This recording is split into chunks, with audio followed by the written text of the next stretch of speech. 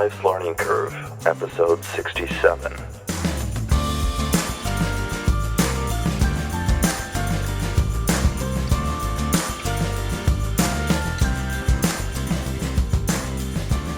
Coming to you from the Midwest, welcome to Life's Learning Curve. I'm your host, former educator, and current media producer, Paul Hart. What is Life's Learning Curve? Well, we're a storytelling podcast, stories of people, places, events that may have changed us or redirected us in some way. Events that made us, better, a better us. Life's a work in progress, right? Right. And I think all of us, we're all still working at it. Yeah. Hey, think about this. On today's episode, what happens when you respond as a parent to your child's necessities? What happens when you respect just how fragile your children are? What about when you need to reprimand, restructure, or discipline your children? And what happens when we try our best to reinforce your child's identity? Well, it turns out that those four things are very necessary components of a child's lifetime. But a lifetime of what? Let's find out. Sebastian. I'm Paul Hart. Tell me a story. Life's Learning Curve. I'm Paul Hart. Episode Greatest Blessings Call Me Dad. Stand by. A step ahead. Okay. Parents nurture and bring up their children as best as they possibly can, usually. At a young age, kids are micro bundles of questions. How does this work? Why? Can I drive the car? Why? Why can't I eat candy for dinner? Good. Why? Yeah, why? Especially from the young ages into their 20s, children can be frail and needy and, full of questions. And like all of us, and I do mean all of us, they can be flawed. They will at times fail. I know this because, I was one of these kids once. Yeah, flawed. Kids can be full-blown failures, and they can be tremendous successes at times, sometimes within the same minute. Dad, I got an A on my geometry test. Hey, that's great news, son. But I got caught cheating from the kid in front of me. What? Oh, that's not good. And we all still have these good and these bad moments. So my situation currently is that I have two children, a daughter who's 29, Heidi, and a son who's 26, Riley. Now, their developmental years are far behind them, but they still are, we are. We're all still in that learning process of life. That never goes away. A step ahead. As we all know, being a father never actually ends. It just kind of morphs into its own current version of dadhood. Along my life's journey, I've learned many things, but primarily this. Fathers must try their best to be a step ahead of their children's oncoming problems or needs. Now, that's something that's maybe a little easier to see as they get older. Being fathers. Okay then, let's be the very best fathers we can be. Now, as independent as my children are, they always have been kind of independent, there have been times in my son and my daughter's life where they asked me for things, general basic things, or you just notice these things. It might be, food, love, comfort, time. Griff's drama. Back when my daughter was in high school, Heidi, she dated a boy named Griff for about a year, her junior year in high school. And after a few previous bad boyfriend experiences, Heidi knew Griff was a safe and he was an okay guy to be with. After all, he belonged to the respected Christian athletes organization at his high school. Besides that, they both shared a set of common friends. Now, Heidi, she was a safe, happy, fun teenager, not a huge risk taker. Heidi wasn't, especially with her past boyfriends. And Griff was a steady guy, except for one little thing. Griff could become emotional and dramatic at times. Infrequently, Griff fell into fits of crying or fits of sadness and might dramatize the smallest thing, none of which really ever had much to do with Heidi. Griff just seemed to look at life through his own lens, and it was a very dramatic lens. Well, Griff's theatrics soon began to affect their time together, and after about a year of dating, Heidi decided, although Griff was a safe and he was a nice guy, she just did not want to live in Griff's overplayed, kind of downbeat, drama-filled world. She chose not to criticize his behaviors, but rather, Heidi made the decision to just have the, hey, let's just be friends conversation with him. It turned out that Heidi was not Griff's first girlfriend to not want to play drama theater with him. Griff reluctantly agreed about the breakup and understood that they both should move on. Now, he even reflected that he had been aware of his acting a bit too emotional and too dramatic recently in their relationship. So, within just 2 weeks of not seeing each other, Griff had found another new girlfriend and continued on with his life. Heidi, on the other hand, spent her senior year with her best friends and buddies. No boyfriend. A year later. Now, a year passed. A year went by, and after the affable breakup between Griff and Heidi was texted by her old boyfriend, Griff. He asked her to attend that evening's meeting of the Christian athletes group at his high school, which was a different high school from Heidi's high school. Griff explained that he was presenting the keynote speech that night and that Heidi, was actually in his presentation. And he wanted to include her in the audience. Since they were still among a common group of friends, she agreed. When Heidi arrived, she took her seat on the bleachers in the small gym, housing about 150 people, friends, coaches, athletes, all of which had assembled to hear that night's message titled, How Griff Came to Find God Again.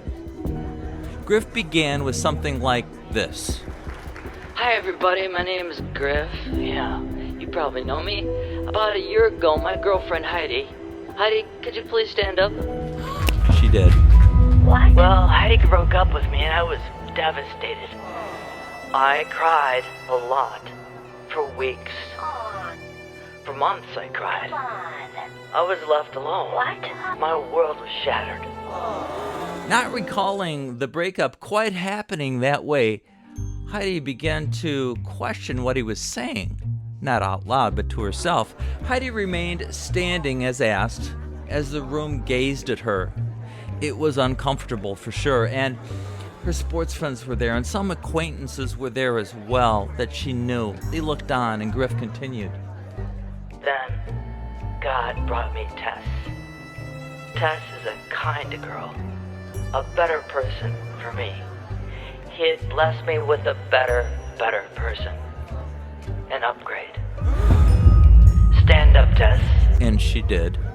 There was no applause, but rather the room fell quiet, as now Tess and Heidi were standing up as showpieces, as good and bad, right and wrong, perfect and imperfect, God's chosen and God's unchosen. Well, according to Griff. Heidi made the decision to exit the large meeting in that small gym that night without making a scene or saying a word. Staying a step ahead.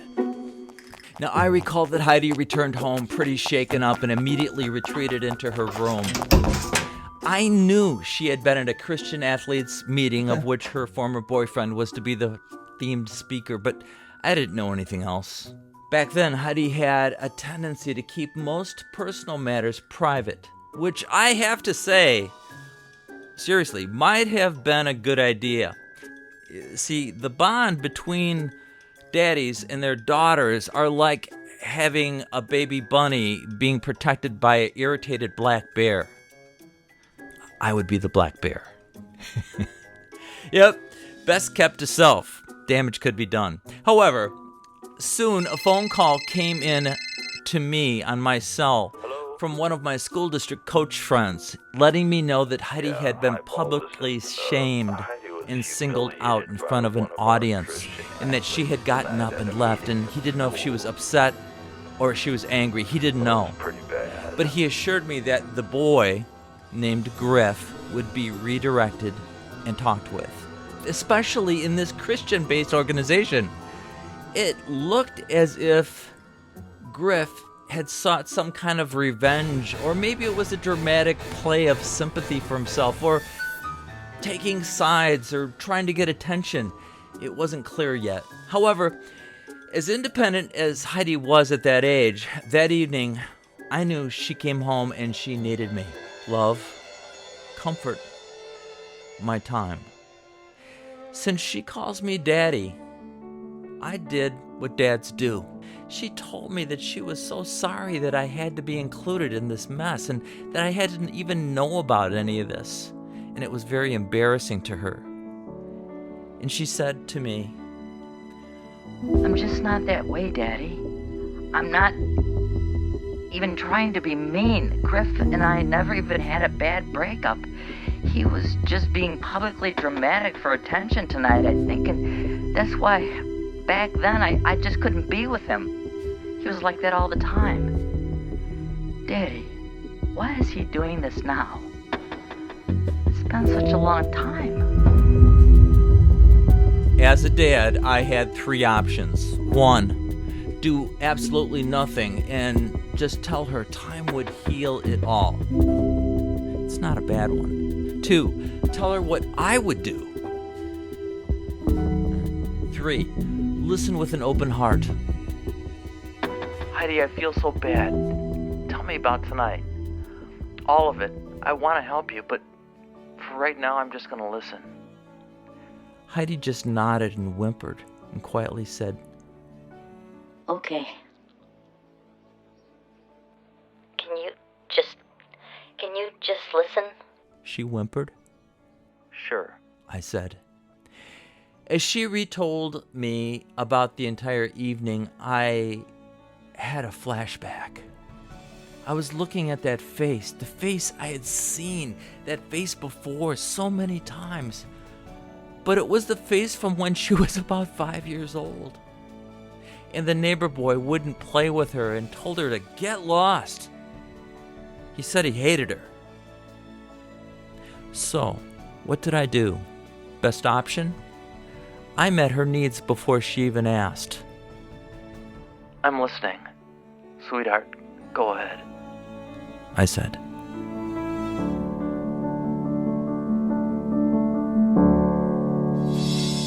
Respect, fragileness. Hard-nosed dads. Maybe you grew up in a situation where your father didn't have or give you any wobble room at all. His way or the highway. No grace, you know? We kind of have to get past that in the culture we live in today and love our kids and cut them slack every once in a while. We know that they're kids. They're learning. They're full of questions and they're growing up. And after all, mistakes and misjudgments aren't exclusive just to young people. When I was a 17-year-old high school kid, I volunteered to be a camp cabin counselor for the grade school at which my father was principal. I would be in charge of 12 active boys in a cabin that was named Powwow. Powwow! Our cabin was Powwow. Powwow! Later that night, after lights out, unknown to the adults in charge, the other 7 high school counselors and I planned to sneak out of our cabins and go on a night hike, which we did. There was no shenanigans going on, no smoking, no drinking, no anything bad. We literally were just out in the woods having this great hike, looking at the stars. The trail-laden, tree-filled camp was set in the rugged wilderness of the Midwest. I remember that we were about a mile out of camp, about a mile away in the darkness with a couple of flashlights that didn't illuminate very well. When off in the distance, we saw something unusual. Flashing red lights were racing towards the Wisconsin base camp entrance. Oh no! 6 emergency vehicles roared into the camp. We saw this from a mile away, and we could hear the muted sirens and the gravel skidding to a stop.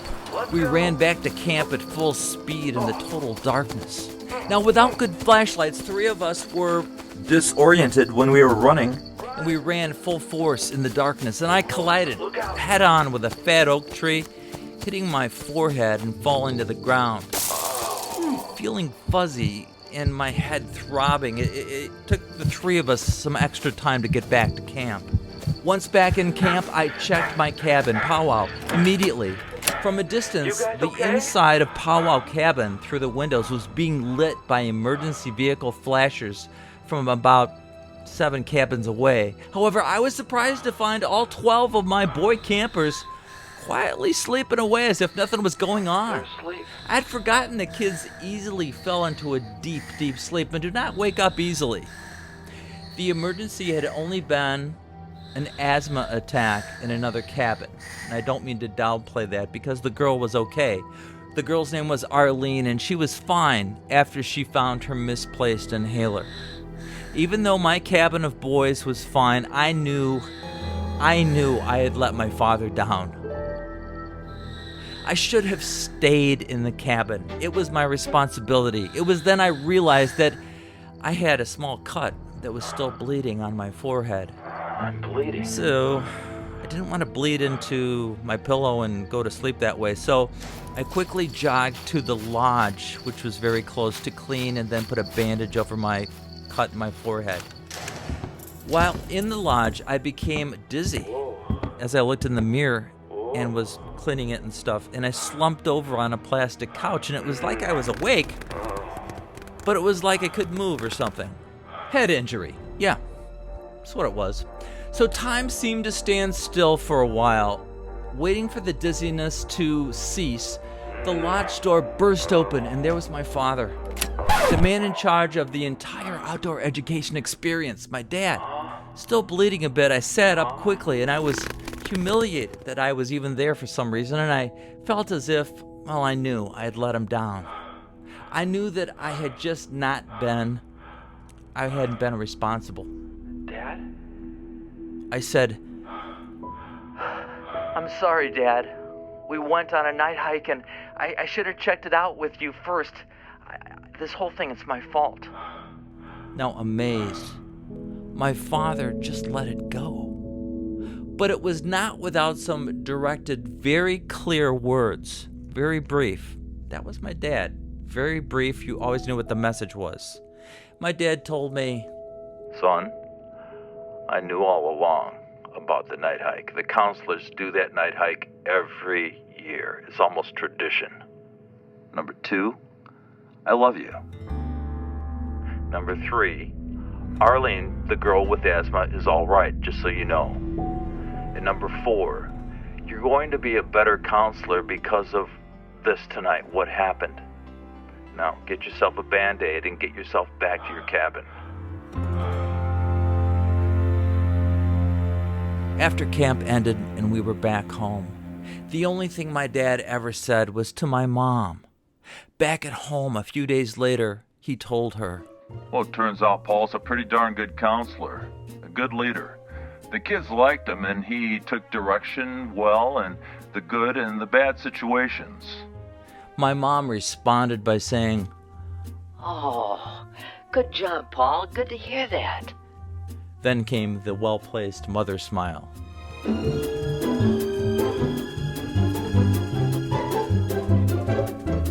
Sooner or later, some of us are involved in some kind of wreck in our lives, something. It may be your own fault. You may run into a tree. You may go on a night hike. You may crash your car into someone else's. But if it's your fault, you'll be confronted by some authority figure. It might be flashing red lights or just somebody there. But my father gave me a deeper understanding of what it means to experience love and forgiveness. He never told me, make one mistake and it's over. Never said that to me. So how did my dad know how being a father works? That's a good question. That's a deep question. So I asked him. And in just a few words, he told me, Paul, this isn't me doing this, you know. This is what God does for us.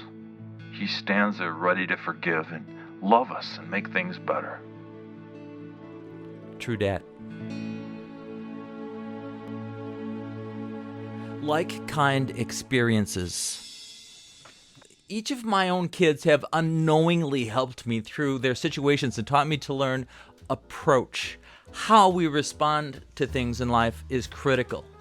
To pause and reflect before speaking. We all make kids' mistakes. They're just kids.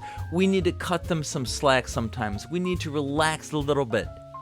They're growing up and they're learning. And I'm sure you're waiting for this: discipline and structure. They are necessary as well. Parents must reprimand the immaturity of their children. We need to be tough sometimes when we need to be tough. I've heard that for every word adults or parents say to children that is positive, we add on 5 words that we shouldn't be saying. Fathers should try their best not to discourage their children. The old backhanded compliment. You did a good job helping your brother today at batting practice, but you'll never be the clutch batter your older brother was, and your coaching style is just plain lame. So, you're no leader, I'll tell you that for sure. That sounds like I was saying no rules. You kids do whatever you want. Nope. Have you ever been told, this is going to hurt me a lot more than it's going to hurt you? My mom used to say that prior to my sister or me getting a spanking or a lecture or a talking to. My parents never beat us or whacked us or pushed us around or anything like that. No, it wasn't like that. But they provided a necessary swat to the posterior. It was a common thing back then. It might not be now, but it was back then. It was common to spank, if necessary. Those are a couple very important words to get our attention, and we learned to dread that swat because we thought about it coming, and it wasn't that bad, but we thought about it. Therefore, it wouldn't happen next time. Didn't want the swat. Bad or improper behavior, corrected.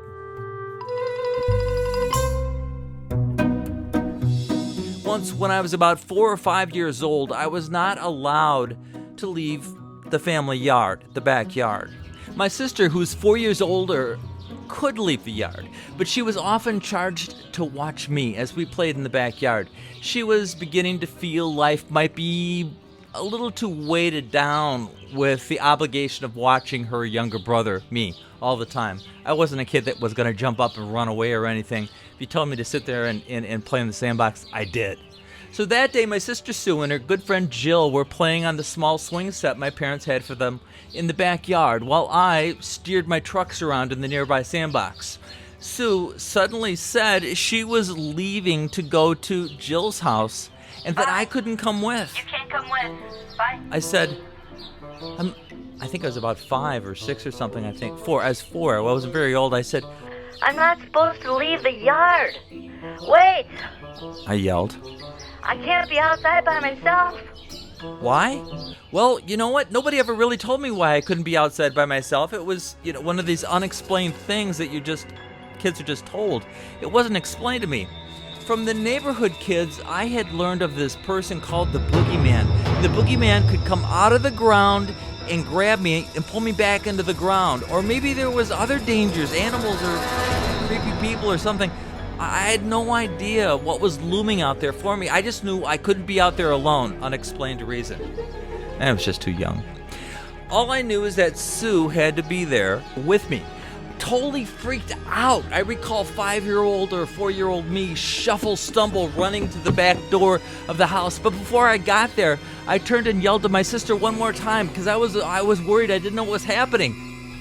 You can't leave. You have to watch me. No! Yelled my sister, and with that, my sister Sue, who had no perceivable throwing arm, picked up one of my toys, an 8-inch by 3-inch yellow toy tractor from the nearby sandbox. Back then, toys were made of heavier, durable pressed metal and tin, no plastic. Hey, I still have the tractor, and here's a shot of it.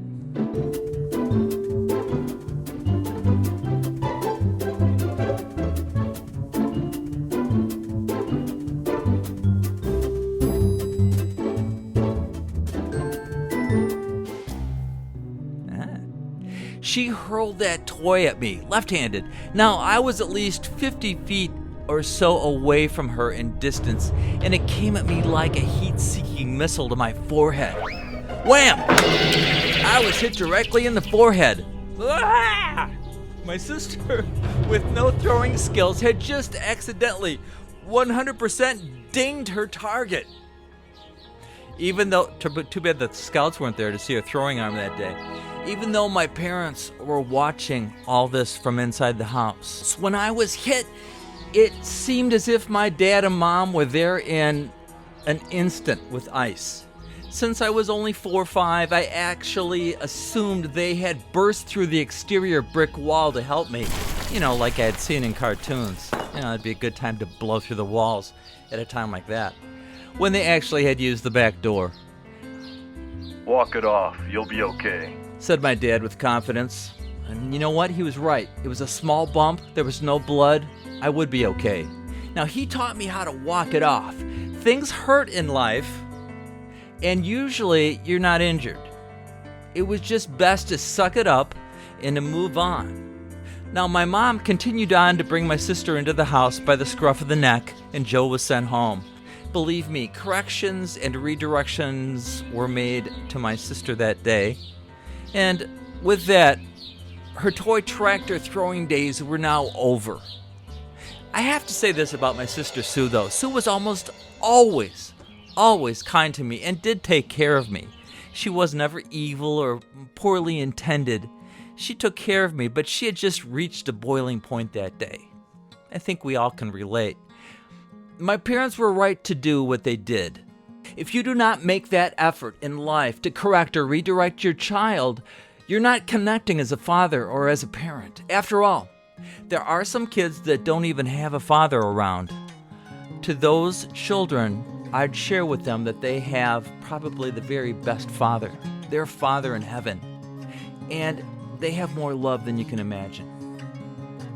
If you care enough to love, support, and direct and redirect your child, you love that child. A careful balance is from where respect is born. Hey, Bob. Reinforce your child's identity. Affirm and encourage identity. My dad used to introduce me to his adult Hello, friends Robert. with confidence and pride in his voice. He'd have one hand in a small part of my back and he'd say, And this is my boy. Then I would shake the man's hand, whoever I was being introduced to, and I'd say, Pleased to meet you, sir. It's a good boy you got there. my dad had knowingly made me feel accepted and kind of important with his friends. He often just took me with him places to run errands, to work, to go to the bank, to the hardware store, to the drugstore. I knew that he liked having me with him, having me around. What a great feeling for me. See, my dad's father had died when he was 3, and my dad knew too well what life was like without a father. I have a feeling that my dad included me in all those adventures and places we went and all of his dreams that he had desired if he had a father in his life. For my dad, having a son was a shared experience with us. I could feel it, always. It was like he was showing or saying in so many words, Hey everybody, right here. This is my very loved son, Paul, and I'm so happy to have him. now that is modeling. That is mentoring. That's parenting. I saw his love for me in his actions and his words, which were very few, which helped guide me and transition me into becoming a father myself.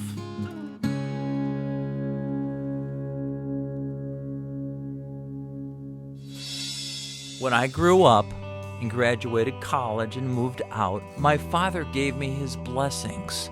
Blessings, what do you mean? Well, he let me know, using very few words, he was proud and he wished me nothing but a grand future, and that he would be there for me if ever necessary.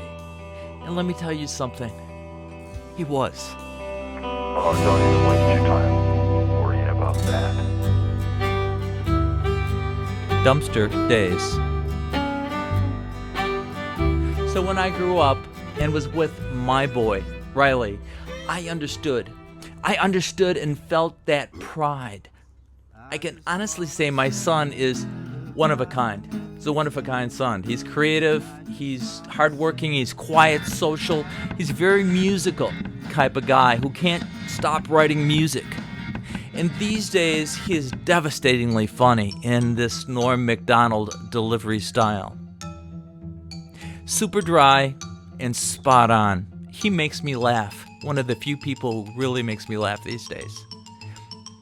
You know, both of my kids are quite independent with life and responsibility and with money. And I can actually not recall a time either one of them asked for money, but rather they worked extra hours or got an additional job to pay for their needs. So I have no great stories about saying that I saved the day once about lending them money or helping out. You know, it's funny because I seem to have more stories these days about my son seemingly parenting me than the reverse.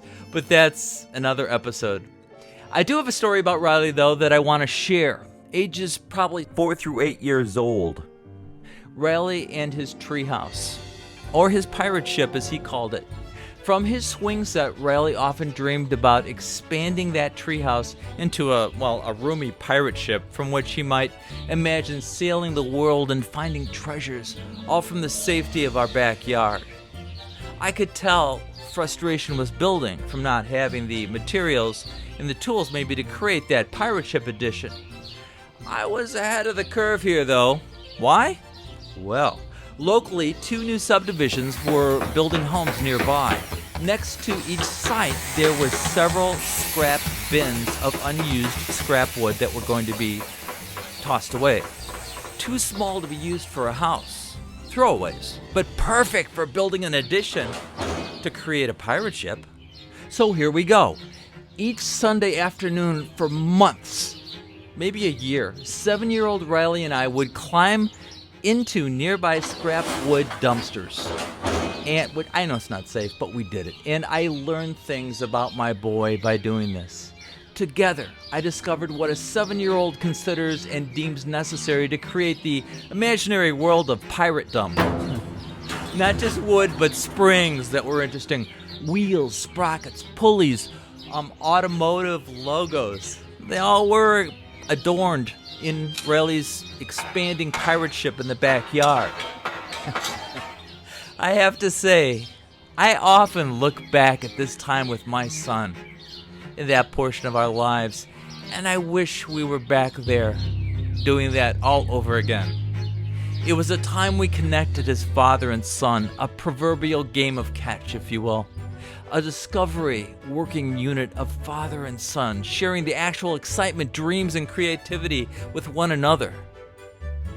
Within a year or two, the pirate ship ended for Riley, replaced by skateboards and, I believe it was Star Wars. He had moved on, but for me, I think you know where I'm going with this. It was much harder. As adults, we don't always transition well. I felt I was leaving behind a connection of common discovery, excitement, kinship. It was being together, even if it was in a dumpster. We all need to do more of that in our families. We seem to be more attentive catching our kids doing the wrong things than catching them doing things that we can affirm and say is right. These days, as I said before, my son Riley's 26 years old and he lives nearby. He's socially connected with some bright, creative, and really good friends. I like that. And he finds time for parents, grandparents. He accepts his own day-to-day responsibilities, earning money, going to work, and all the grown-up actions that come with being a grown-up. You know, sometimes parenting goes back generations. That's what happened here, and I couldn't have been the father for Riley and Heidi that I was without the spot-on mentoring from my own father. My dad's mentoring, however, as I said before, came from a much, much higher source.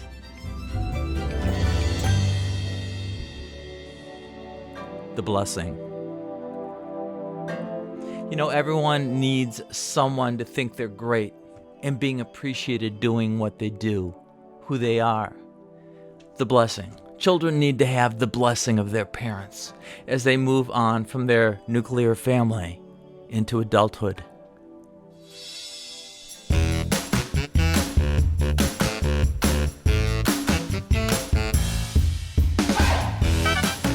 My final story today is about a working father named Art. He actually was Art's senior, who worked at a hot, very laborious steel plant for about 45 years in South Bend, Indiana. This man loved his son, Art Jr., but always Art Sr.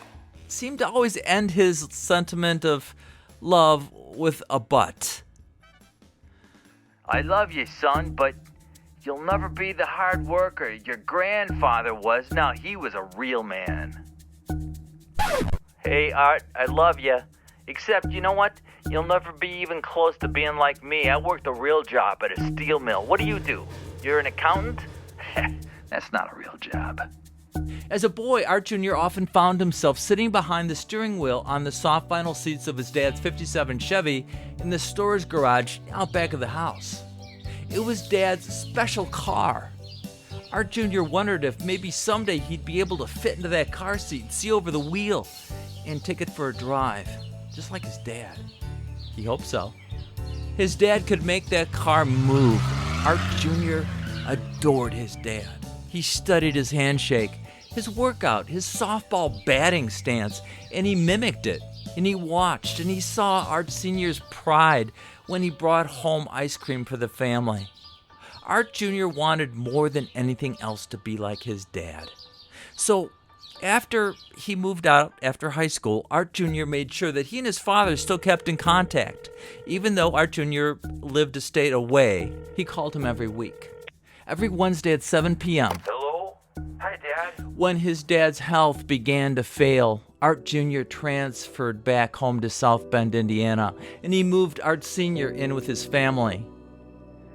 I was hoping to reconnect with him on a deeper level, but it never happened. Now bedridden, but still with full mental capacity, Art Sr. told his son that it was impossible that they were related. He could never be his son.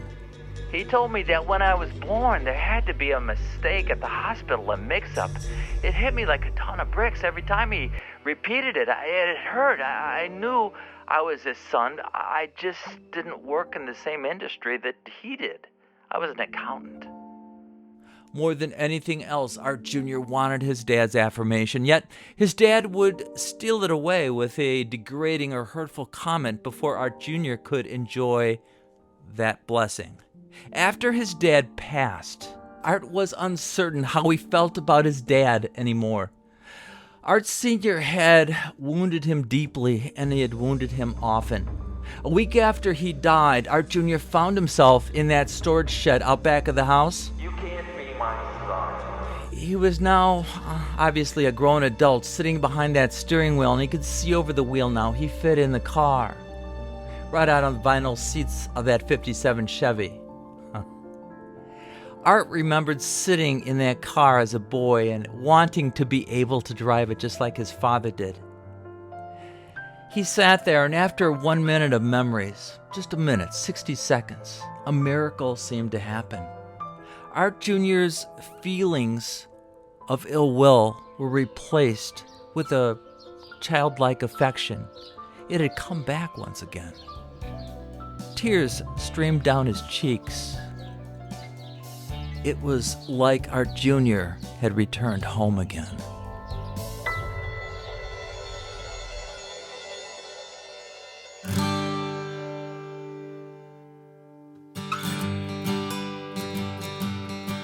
So what is our takeaway? What did we learn today? What did I learn? As for me, I am so thankful for my father, my dad. He gave me a sense of humor and a good sense of self. I still remember his rough beard at times, his laugh, and the smell of the skin bracer he wore. And I know I do not have to wait until the last day of my life to give my girl and my boy the blessings they so desperately need from me. Yes.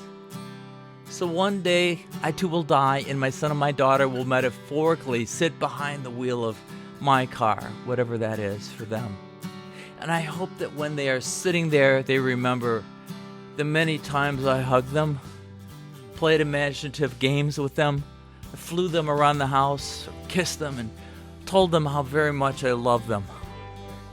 There is nothing our children need more from us than a solid foundation and our blessing.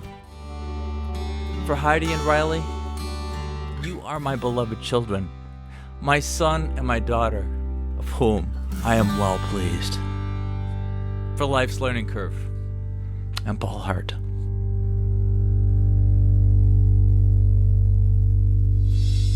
Subscribe to Life's Learning Curve at lifeslearningcurve.org and leave a review on Apple Podcasts, Stitcher, or Podchaser.